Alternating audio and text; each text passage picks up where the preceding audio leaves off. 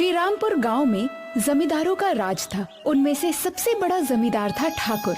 ठाकुर के पास गांव की कई सारी खेत थी और उनमें से ज्यादातर जमीन उसने किसानों को मजबूर करके हड़पी थी। अब ठाकुर की नजर गरीब दयानंद के खेतों पर थी। वो दयानंद के पास गया। दयानंद, तुम्हारी तो बस एक ही लड़की है, कोई बेटा नहीं है और बेटी भी शादी की उम्र की हो ही गई है। जी ठाकुर साहब, तो मेरा सुझाव होगा कि तुम बेटी का ब्याह कर ही दो और अगर लेने देने में जरूरत पड़ी तो मैं तुम्हारे खेत खरीद लूंगा। ठाकुर साहब, मेरे खेत मेरे जीने का सहारा है। मैं ये खेत कैसे बेच सकता हूँ, पर अगर कभी जरूरत आन पड़ी तो मैं आपके पास जरूर आऊंगा। ठीक है। उस वक्त ठाकुर वहाँ से चला गया, पर वो सोच रहा था कि कैसे वो दयानंद को विवश करे ताकि वो अपने खेत बेच दे। बहरहाल कुछ दिन बीत गए। दयानंद की बेटी के लिए एक रिश्ता आया। लड़के को लता पसंद थी और लता को भी वो लड़का पसंद था, पर अब दयानंद सोच में पड़ गया। उस रात वो घर के बाहर परेशान बैठा था। क्या हुआ बाबा, आप इतने परेशान क्यों हैं? बेटा, तुझसे कहाँ कुछ छुपा है। तू तो जानती ही है कि मेरी स्थिति कैसी है। अब तेरी शादी का खर्च मैं कैसे उठाऊं, यही मैं सोच रहा हूँ। बाबा, आप मेरी शादी कुछ महीने के लिए रोक दीजिए। हम दोनों मिलकर टमाटर की खेती करेंगे। उससे जो पैसे आएंगे उसे मेरी शादी पर खर्च कर देंगे और आप पर कोई बोझ नहीं आएगा। ये तूने बहुत अच्छी बात कही बेटा। मुझे ये क्यों नहीं सूझा? क्योंकि आप समस्या देख रहे थे और मैं समाधान। ठीक है, कल ही मैं टमाटरों के बीज लेकर आता हूँ शहर से। तब तक मैं खेतों को तैयार करती हूँ। ठीक है। अगले दिन दयानंद शहर से टमाटर के बीज ले आया और यहाँ लता खेतों में बैलों के साथ जुताई का काम कर रही थी। अरे वाह, तूने तो काफी खेत जोत दिए बेटा। हाँ, आपसे ही सीखा है। आखिर मैं भी तो किसान ही हूँ ना। एक ओर ये बाप बेटी अपने खेतों में खुश थे, वहीं दूसरी ओर ये खबर ठाकुर के कानों में पड़ी। ठाकुर साहब, दयानंद ने आज टमाटर के बीज खरीदे हैं। इस साल टमाटर के दाम बहुत ऊंचे हैं। अगर दयानंद टमाटर की खेती कर पाया तो उसे अच्छे पैसे मिल जाएंगे और उससे खेत बेचने की जरूरत नहीं पड़ेगी। मैं ऐसा होने ही नहीं दूंगा। तुम लोग अभी जाओ और उसके खेतों की ओर जाने वाली नहर को रोक दो। जब खेतों तक पानी ही नहीं पहुंचेगा तो टमाटर की खेती कैसे होगी? और फिर तो दयानंद को अपने खेत मुझे बेचने ही होंगे। ठाकुर के आदमियों ने नहर का रुख मोड़ दिया। अब पानी दयानंद के खेतों तक पहुंच ही नहीं रहा था। वो बेचारा परेशान अपने खेत में बैठा हुआ था। क्या हुआ बाबा, आज फिर से आप परेशान हैं? उस बदमाश ठाकुर ने नहर का रुख मोड़ दिया है। अब हमारे खेतों तक पानी कैसे आएगा और पानी के बिना टमाटरों की खेती कैसे होगी? वो ठाकुर किसी भी हाल में हमारे खेतों को खरीदना चाहता है, पर मैं ऐसा नहीं होने दूंगी। तू करेगी क्या? बाबा, लगता है आप भूल गए। मैंने कृषि विज्ञान सीखा है। मैं कम पानी में भी खेती कर सकती हूँ। वो कैसे? हमें ढेर सारी प्लास्टिक की बोतल चाहिए। अभी ले आते हैं, चल। दयानंद और लता कबाड़ी की दुकान पर गए। तुम्हारे पास जितनी प्लास्टिक की बोतल है हमें दे दो। ये रही काका, 400-500 बोतल होगी। अच्छा है। लेकिन काका, आप इन बोतल्स का क्या करोगे, बताओ? बेटा, वो तो मुझे भी नहीं मालूम क्या करेंगे। जो भी करेगी ये करेगी, यही करने वाली है। दयानंद ने कबाड़ी को पैसे दिए और सारी बोतल ले ली। फिर दयानंद और लता हार्डवेयर की दुकान पर गए। मुझे पतला वाला प्लास्टिक पाइप चाहिए। दयानंद के खेत देखने कई गांव वाले आए। दयानंद ने हार्डवेयर वाले को पैसे दे दिए और पाइप और बोतल लेकर दोनों खेत पर पहुँचे। खेत पर लता ने बोतलों की ढक्कनों में छेद किए और पाइप को उससे जोड़ दिया और इस बोतल को लेकर एक लकड़ी के साथ बांध दिया। ये क्या है बेटा? बाबा, ये प्लास्टिक बोतल इरिगेशन सिस्टम है। मतलब? हमने जहाँ जहाँ बीज बोई है उसके पास हम एक एक बोतल लगाएंगे हमें बस रोज ये बोतल पानी से भरनी होगी और धीरे धीरे पानी अपने आप जड़ों तक पहुंचने लगेगा।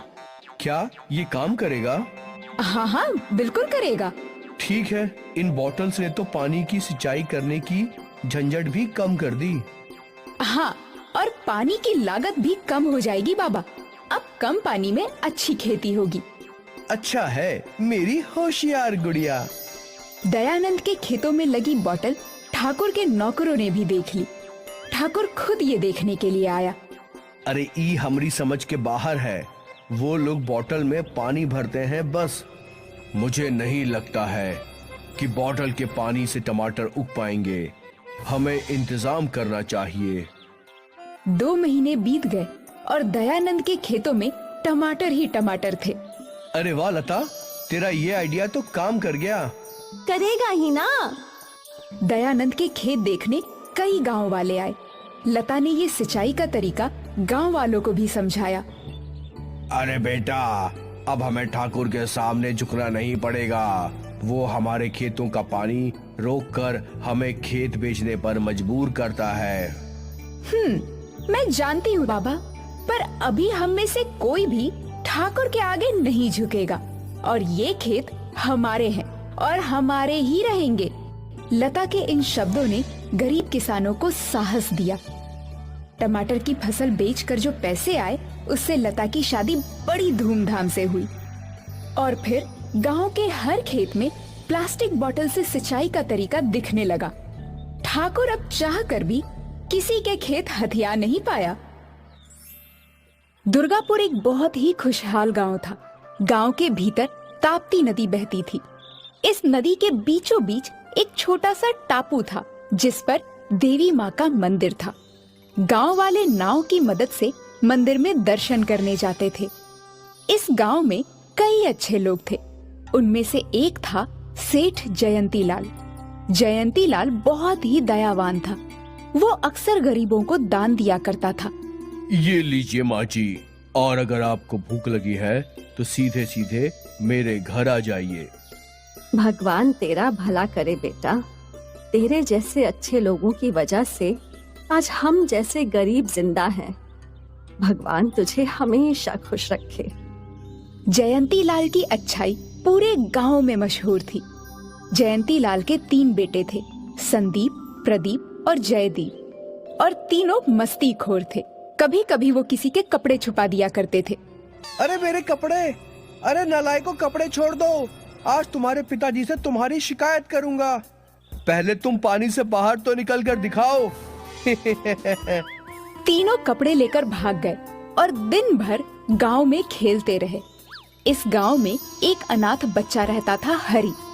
प्रदीप, संदीप और जयदीप उसके दोस्त थे। ये तीनों अक्सर उसे खाने की चीजें दिया करते थे। देख, माँ ने कल लड्डू बनाए थे, मैं तेरे लिए भी लाया हूँ। धन्यवाद दोस्त। दिन भर तीनों हरि के साथ खेलते रहते। शाम को जब तीनों भाई घर लौटे तो देखा कि वो आदमी उनके घर पर ही बैठा था। सेठ जी, आपके तीनों बेटे थे। तीनों ने मेरे कपड़े चुरा लिए। अब आप ही इन तीनों को सजा दीजिए सेठ जी। जयंती लाल ने अपनी छड़ी उठाई और तीनों की पिटाई शुरू कर दी। तभी उनकी माँ शांति वहाँ पहुँची। जब देखो मेरे बच्चों को मारते रहते हो। अब क्या कर दिया इन लोगों ने जो इतनी पिटाई कर रहे हो? ये नालायक इन भाई साहब के कपड़े चुराकर भाग गया, वो भी नदी से। तुम्हें हंसी आ रही है और मेरी इज्जत डूब रही है इन नालायकों की वजह से। तुम ही हो जो इन तीनों को बिगाड़ रही हो।